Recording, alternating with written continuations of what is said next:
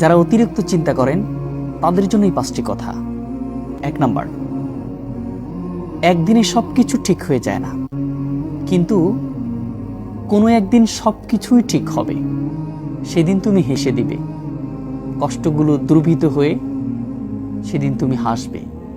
ওয়ালা সাউফা ইউতিকা রাব্বুকা ফাতারদা, তুমি সেদিন খুশি হয়ে যাবে। 2 নাম্বার,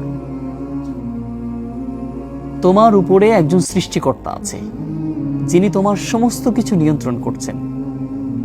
তিনি তোমার দুঃখ দিচ্ছেন, কষ্ট দিচ্ছেন, ধৈর্য ধরার জন্য পরীক্ষা নিচ্ছেন। তিনি সবকিছু নিয়ন্ত্রণ করছেন। অতএব আমার সমস্ত কষ্টগুলো তার জন্য বিলীন করে দেন, সব কষ্টগুলো দ্রুবিত হয়ে যাবে ইনশাআল্লাহ। 3 নাম্বার, আপনি পারেন। আপনি ভেঙে পড়লে উঠে দাঁড়াতে পারেন। আপনি কষ্ট পেলে আবার আপনি নিজেকে উঠে দাঁড়াই আপনি বলতে পারেন, আপনি নিজেকে পরিবর্তন করতে পারেন। আপনি কখনো ভেঙে পড়েন না। 4 নাম্বার, নিজের প্রতি আস্থা রাখবেন। নিজের প্রতি প্রচুর পরিমাণ আস্থা রাখবেন যে আমি কেন পারবো না এখান থেকে বের হতে, আমি কেন পারবো না। 5 নাম্বার, দুশ্চিন্তা করে কখনোই আপনি কোনো সমস্যার সমাধান করতে পারবেন না।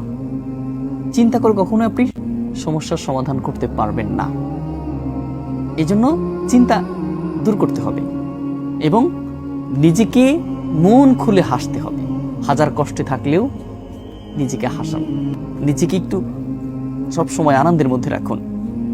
এই 5টি কথা যদি আপনি মানতে পারেন, বিশ্বাস করেন, এই পৃথিবীতে আপনি অনেক সুখী একজন মানুষ হিসেবে বিবেচিত হবেন।